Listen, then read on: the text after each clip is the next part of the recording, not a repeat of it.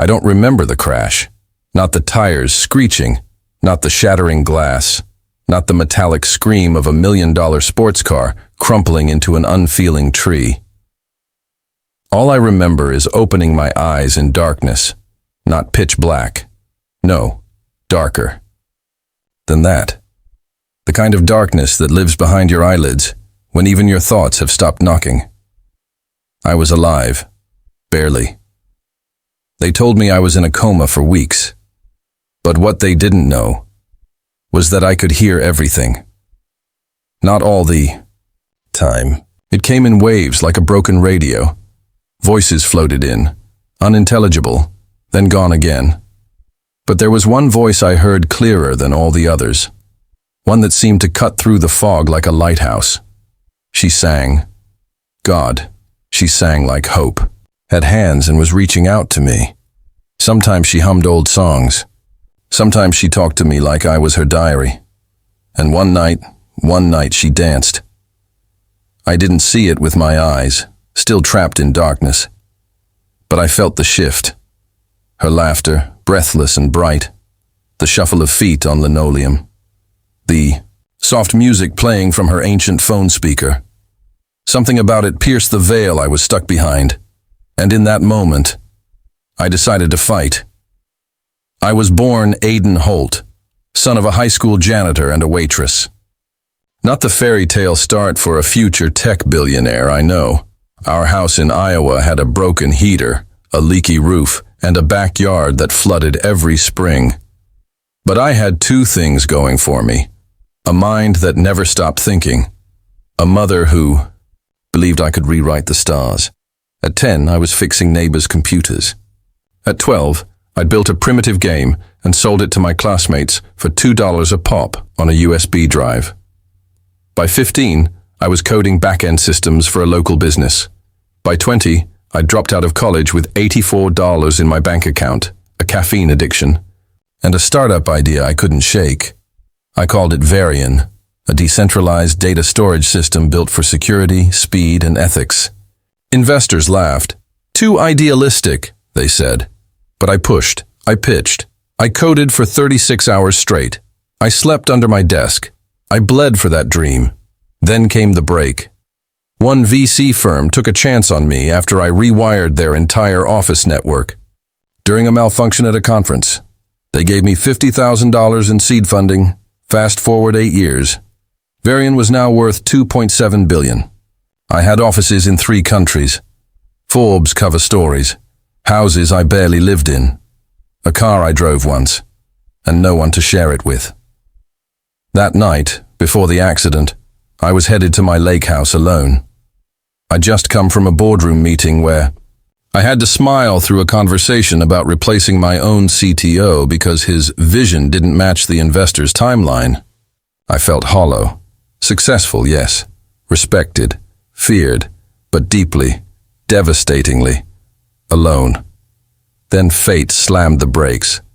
Next thing I knew, I was in St. Augustine Memorial, ICU, room 314, silent as the machines beeping next to me. But her voice changed. Everything. They called her Nurse Lila. I only knew her by her voice at first. She never read the chart aloud. She never said my name. She just came in every night thinking I was too far gone to notice. She talked about everything. Her cat Momo, her dreams of becoming a dance therapist, her rent problems, her sadness after her mother died. She didn't just treat patients. She loved them, even the forgotten ones like me. One night I felt the shift. Her hands paused on my wrist, checking my pulse. Then I heard her whisper, "You know what, Mr. Sleeping Beauty? I'm dancing tonight. For me, not for anyone else." Then, music. A soft beat, playful, not sad, and the soft tap-tap of her feet on the tile. She danced right next to my bed like no one was watching. Except, I was. And in that moment, something sparked. I wanted to open my eyes, to speak, to know her. I wasn't sure what my body was doing on the outside, but inside, I started trying. I wanted to live, Not for the company, the next deal, or the headlines. But for her, that was the beginning of something extraordinary, of something more powerful than all the zeros in my bank account. Because for the first time, I wanted to be seen. They say coming out of a coma feels like being born again. They're wrong.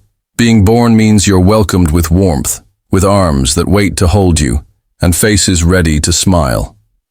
Waking up was pain. Searing, splitting, disorienting pain. My chest felt like a minefield of knives, my throat desert dry, muscles atrophied and unresponsive, and my eyes, I couldn't open them yet. But I heard her, and I remembered her dancing. Lila didn't know I was listening, and maybe that's what made her so honest. One night she came in slower than usual. I could tell by the way her steps dragged. She exhaled as she sat beside me and whispered, "Today was hard." There was no one else in the room. She didn't need to pretend. I applied for that scholarship again, the one for dance therapy, 3rd year in a row. Her voice cracked. They rejected me. Again. I wanted to scream, to sit up, to tell her they were blind fools who couldn't see the power in her spirit, but my body wouldn't obey. Then softly she added, "It's okay. I'll reapply next year. People like me don't give up." That line, it broke me. Because it was the same thing I told myself at 19, when I sold my watch to print pitch decks. The same thing I muttered at 3 a.m. when debugging code in a freezing apartment with no heat. People like me don't give up. Lila didn't know I was once like her. Hungry, invisible, ridiculed, just another dreamer. Now I was a dream fulfilled, and she was the reminder of why I'd fought in the first place. Each night, I listened to her hum lullabies from her childhood. Talk about how she missed her mother's hands braiding her hair, about her little brother who'd dropped out of school to support the family, about her fear of being ordinary. She was anything but ordinary. She was a healer, a fighter, a soft soul in a hard world, and she poured that soul into me, expecting nothing in return. One evening, I felt my pinky twitch.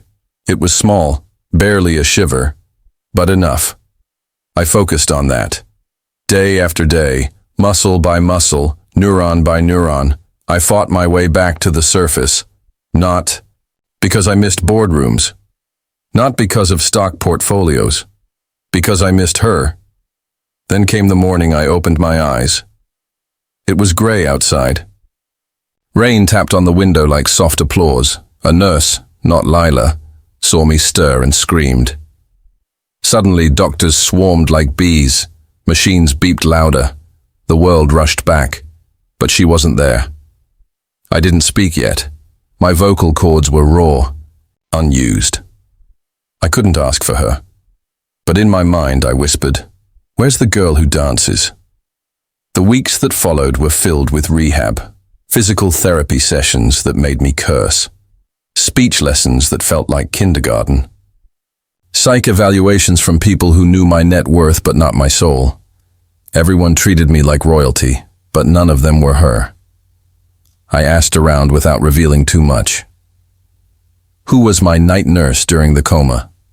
I finally croaked to one of the interns. "Oh, you mean Lila? She was always humming, that one." He laughed. "They let her go last week. Budget cuts. She was only part-time." Let her go? The woman who gave me the will to live?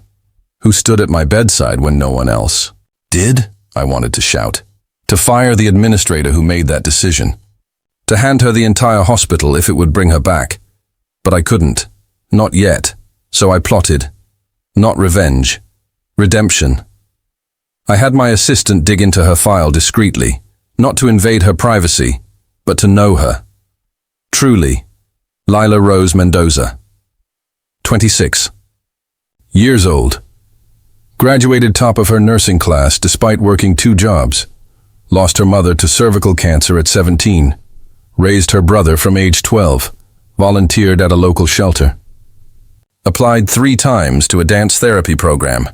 each time rejected for lack of sponsorship.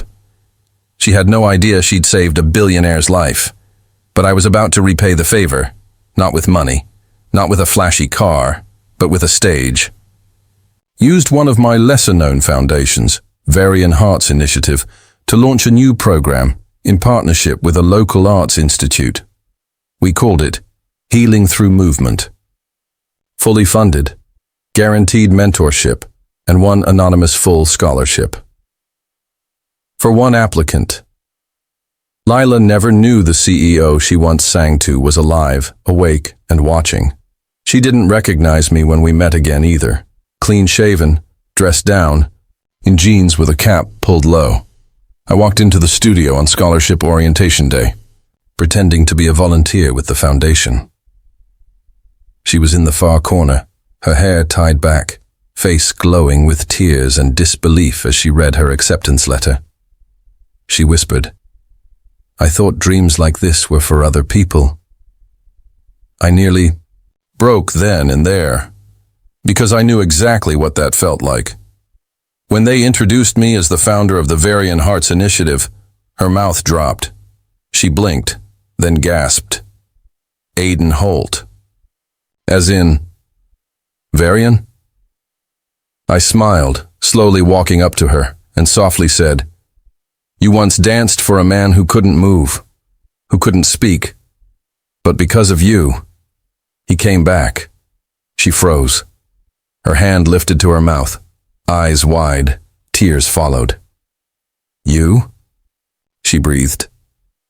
I nodded, then whispered the words I'd wanted to say since the night she twirled by my bedside. "You saved me." She stared at me as if I had stepped out of a dream. I stood quietly, letting the weight of the truth settle in her eyes, the same eyes I had memorized, even through closed lids. You were my patient?" she asked softly. I nodded. "The one in room 314, the man who never moved, who never blinked, but you sang anyway, you danced, and I lived." Her knees buckled slightly, and I reached out instinctively. I don't know what to say," she stammered. "You already said everything, Lila," I whispered. "Every night you stayed, every word you shared, it gave me more strength than 1,000 doctors ever could." Tears filled her eyes. But her smile, God, that smile, was sunshine breaking through years of gray. We sat on the bench outside the studio after the scholarship orientation ended. The spring wind was gentle. The trees rustled like applause, as if nature itself was celebrating her. For the first time, Lila didn't have to wear her exhaustion like armor. She sat back, her shoulders relaxed, her voice unsure but honest. "Why me?" she asked. "You could have helped anyone. You could have picked someone famous, someone accomplished." I smiled and looked at her the way I always had, quietly, with reverence, because you never asked for anything, because you gave your light to someone who couldn't even thank you. She looked down at her hands, hands that had once held mine when I was unconscious. I remembered that touch. Steady, warm. "Do you believe in fate, Lila?" I asked. "I used to," she said, "until life got hard." I chuckled softly. "Maybe it gets hard to push us into places where we finally meet who we were meant to become." She looked at me like I had just spoken something ancient and true. We spent the next few weeks getting to know each other, this time with eyes open. We met often after her classes. She shared her progress in dance therapy, showing me her routines, her journals, her vision of starting a clinic where movement healed what medicine couldn't. I listened more than I spoke. For the first time in years, I wasn't surrounded by investors, analysts, or high-powered consultants. Just her. She reminded me what it was like to dream without spreadsheets. She once said, "The body remembers everything, trauma, joy, heartbreak. But dance helps it speak when words fail." That stayed with me. One rainy afternoon, I invited her to one of my company events. Not a formal board meeting, but a small retreat for young entrepreneurs I was mentoring. She hesitated. What would I even do there? I grinned.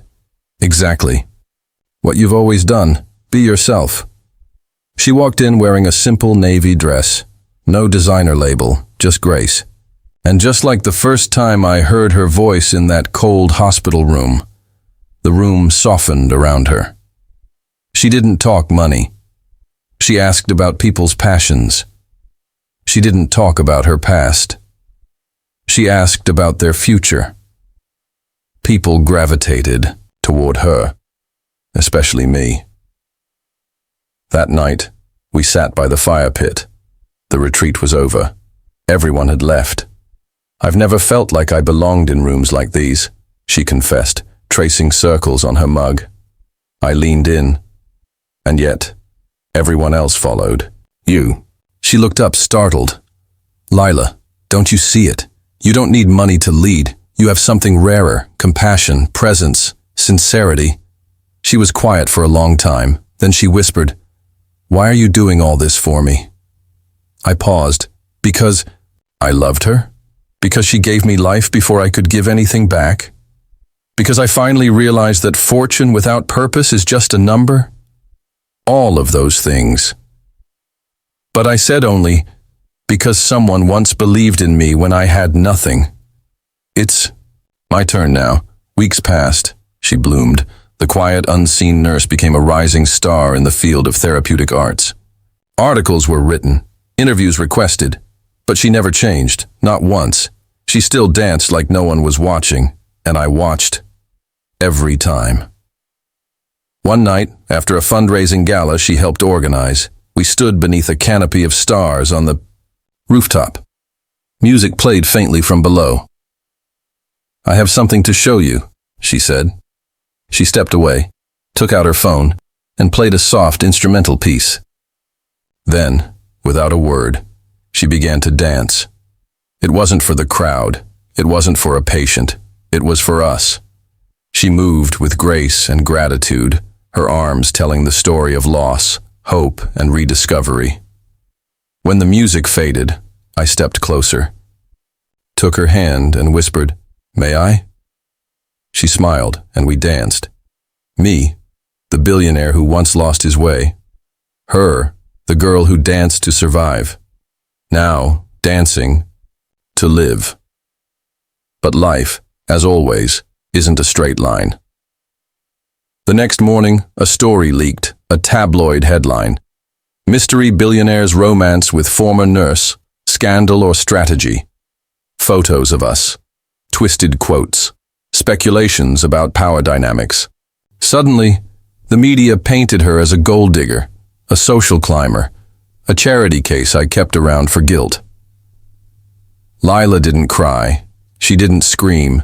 She simply packed her things and disappeared from my life. No note, no explanation, just silence. And, for the first time since that coma, I felt truly helpless. I thought I'd lost her for good. One morning she was twirling across rooftop moonlight, and the next, gone. No forwarding address, no studio visits, no return calls, just a hole where laughter used to live. The tabloids had hit hard, dragging her name through gossip-stained mud. They said she seduced me while I was in a coma, called her a manipulator, claimed it was all a long con. It didn't matter that I denied every word.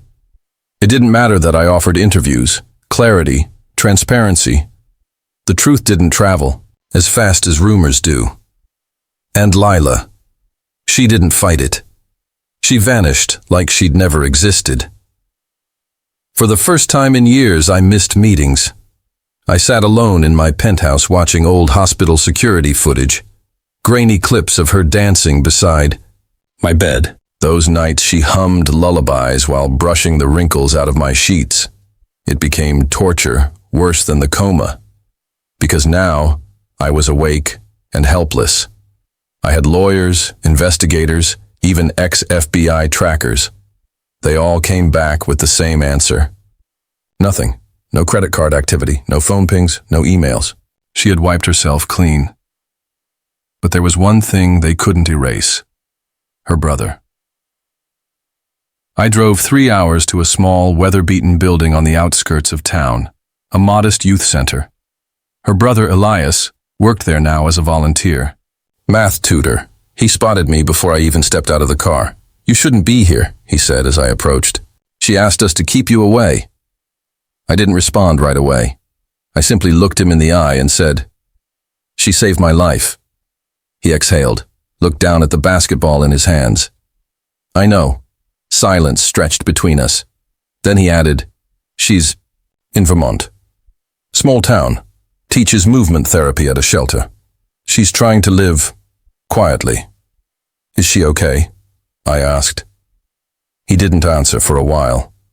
Finally he said, "She still dances." I didn't rush to her, not right away. Instead, I sent her something. A letter, not typed, handwritten. "Lila, I've built empires with words, pitched to millionaires, debated boardrooms, but this is the hardest letter I've ever written. I didn't protect you, not when it mattered most. And I should have. You gave me my life back, and the world punished you for it. So this time, I'm not sending lawyers or cameras. I'm not sending flowers or apologies. Just a promise. I will never, ever try to define you again. Your story is yours.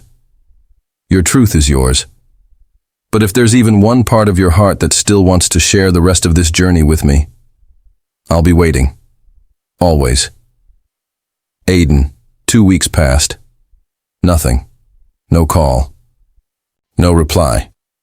Then one morning, a thick envelope landed on my desk. No return address, just my name in neat cursive. Inside, a letter and a feather-light blue scarf. Her scent still clung to it, faint jasmine and something uniquely hers. Aiden, you. Once said I danced for you when I didn't know you were watching. But the truth is, I danced for myself, to survive. The world saw a scandal, but I lived a miracle. I was afraid that standing next to you would erase me, that I'd become his project or his charity case. But you never treated me that way. Not once. You saw me. And because of that, I'm ready. I'll be teaching a workshop this Saturday in Vermont. If you come, don't bring flowers. Don't wear a suit. Just bring your whole self. I'll be there. Lila was on the next flight. The hall was small. Wooden floors, no mirrors, no spotlights, just 20 people in socks, learning how to move through their pain. And at the front of them, her. She wore no makeup, no diamonds, just grace. When her eyes met mine, something broke open. She didn't stop class. She didn't run into my arms. She simply smiled and kept dancing, inviting me in. I joined the class. Me, the billionaire CEO who once controlled everything, now learning how to feel again. I stumbled, laughed awkwardly. She didn't correct me. She guided me, not with words, but with presence.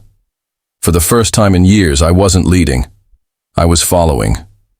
Her after class, she walked up to me with a quiet confidence I'd never seen before. "You look ridiculous in socks," she teased. "I look ridiculous in a lot of things," I replied. Then I added, "except when I'm beside you." She stared at me, then whispered the words I hadn't dared to hope for. "Would you like to dance again?" I didn't answer with words. I simply stepped forward, and we danced. No stage, no audience, no past, just two people, scarred, stubborn, and stitched together by fate. Love, real love, is never built in grand gestures. It's built in the quiet mornings, like the one when Lila handed me a cup of black coffee without asking how I took it. She already knew. Or when we sat at the end of a dance workshop and didn't speak for 15 minutes. We didn't need to. We had found a new kind of rhythm, one that didn't require music. It took weeks, but I eventually convinced her to move back with me, not to the city, not to the glass and steel empire where my name was on office walls, but to a quiet lake house on the outskirts of the city. It was just far enough from noise. and close enough to dream again. We began working together, not in business, but in purpose. Lila had a vision. She wanted to open a movement and trauma healing center for low-income patients, former addicts, abused women, and even disabled veterans. She wanted dance and therapy to be offered to those the system often forgot, and she didn't want my money. I want your belief, she said. I'll write the curriculum. I'll lead the sessions. You just help me build the walls. So I did. I called in favors, not from architects or millionaires, but from former patients, nurses, and old friends I'd once overlooked. Brick by brick, we built a center not out of profit, but promise. She named it the Still Space. We opened quietly. No press, no red carpets, just flyers on church walls and whispered referrals. The first week, 3 people came. A mother grieving. Her son. A man just out of prison. And a ballet teacher who hadn't danced in 20 years due to trauma. Lila met each one like they were royalty. She didn't try to fix them. She moved with them, sat with them, danced through their silence until it broke into music again. I watched from the side, proud but humbled, because the richest thing I'd ever built was hers. One evening, we sat at the back steps of the center after a long class. She leaned her head on my shoulder. "Aiden," she said, "do you ever think about the life you had before the coma?" I smiled. "Sometimes." "And?" she asked. "I had everything. Planes, power, prestige. Do you miss it?" I looked at her, the moonlight catching her curls, her hands still stained faintly with paint from earlier art therapy. "No," I said truthfully, because I didn't know how empty everything could feel until I had nothing. She was quiet, then whispered, "And now?" "Now," I said, "I have something real. But peace has a price, and the past always circles back." One morning I received a call from my company's board. They wanted me back, not just as a consultant, but as acting CEO. The man I'd appointed in my absence was stepping down. They needed leadership, stability. Me, I didn't want it. I had just found life. And the thought of losing it to boardrooms and bottom lines made me physically ill. But Lila, she surprised me. "You should go," she said. "You built something there too," I protested. "But we're just getting started here." She took my hand. "Aiden, it doesn't have to be either or. Don't run from your past. Transform it." Her words sank deep. So I went, not back to dominate, but to redefine. I made sweeping changes. We added mental health coverage for all employees, funded scholarships for single mothers in STEM, built childcare inside company campuses, turned 2 of my corporate buildings into co-ops for underrepresented startups. And on every boardroom wall, I placed a single quote. "It's not what you build, it's who you become while building it." That quote wasn't mine. It was Lila's. But success never comes without tests. One afternoon, as I prepared to fly back to the Still Space for its 1-year anniversary event, I received a call. Lila had collapsed during a session. Her heart, once so full, had stopped. She was in the hospital, fighting for her life. Again. When I arrived, I pushed through the ICU doors, my chest tight. The machines beeped steadily. Her face was pale, framed by oxygen tubes. I broke down, not as a CEO, not as a man, but as someone who couldn't imagine breathing if she didn't. Hours passed, then days. The diagnosis? Viral myocarditis. Rare but treatable. Still, it would take time and rest. She wasn't out of danger, but she was strong. I sat beside her every night, whispering the words she once said to me. "You're not alone. You're still here. You're not done yet." One night, her eyes fluttered open. She looked at me with faint recognition. Then, weakly, she smiled. "You dance like a goat," she rasped. I laughed through my tears. "She's back," I whispered to the nurse. When Lila woke up fully, it was as if light re-entered the world. Her voice was weak, but her eyes held fire. I thought, "I'd never get to dance again," she whispered one morning, staring out the hospital window. I took her hand. "You don't need to dance to lead, Lila." She turned to me slowly and said, "That's the thing, Aiden. I don't just dance to lead. I dance to live." And just like that, we made a pact. If she made it through recovery, she wouldn't just return to the still space. She would take it global. It began modestly. We filmed a short video, just me holding the camera as Lila guided. A group of trauma survivors through a gentle movement session. She didn't wear makeup. She didn't perform. She just was, honest, raw, vulnerable. That video wasn't edited, no filters, no music overlays, just breath and bodies and stillness. We uploaded it to a small YouTube channel titled The Still Space Project. Within a week, the video had 2,000 views. By the end of the month, it crossed 3 million emails flooded in, from nurses in Nairobi, from veterans in Detroit, from single mothers in Manila, from refugee camps in Jordan, each one saying the same thing in their own words. I didn't know healing could look like this. I want to move again. This gave me hope. And so Lila, who once danced alone in a hospital hallway, became the unlikely face of a movement. But she never let it become about her. "It's not my story," she said. "It's ours.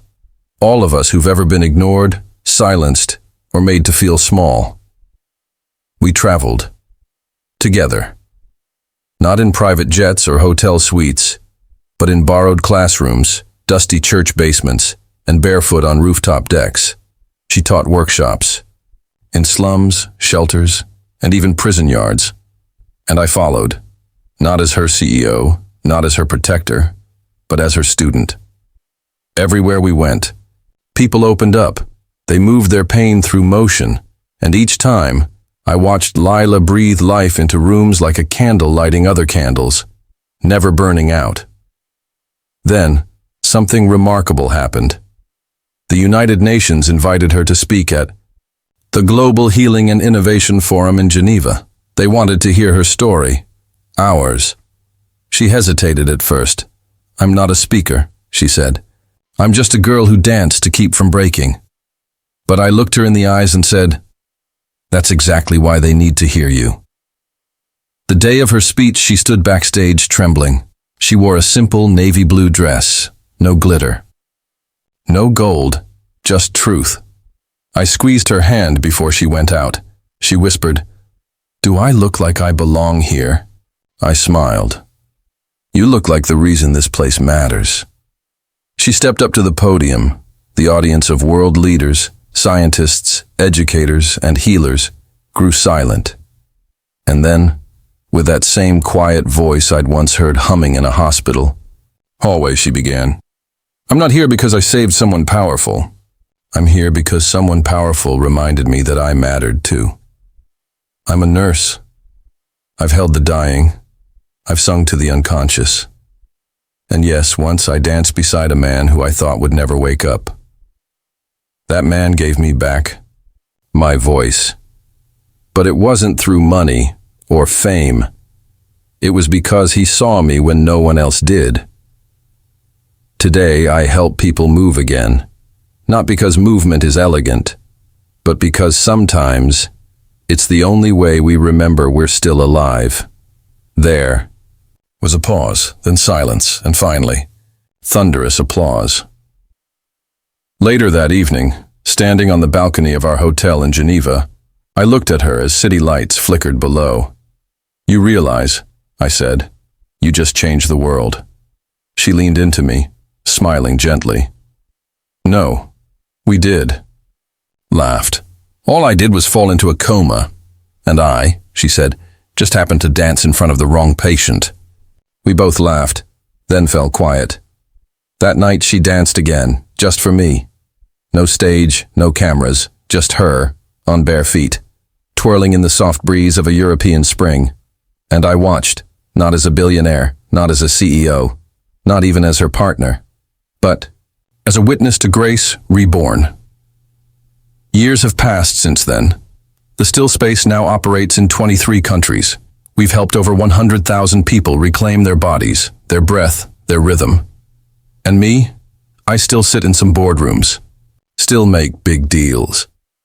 But every Friday evening, I leave the office early and head home, where Lila is waiting, where music plays softly through old speakers, where we dance. Together. Because once upon a time, a poor nurse danced in a hallway, never knowing the silent billionaire was watching. But today, the world watches her, and she still dances, not for them, but for every soul who once felt invisible, and now knows they were meant to shine.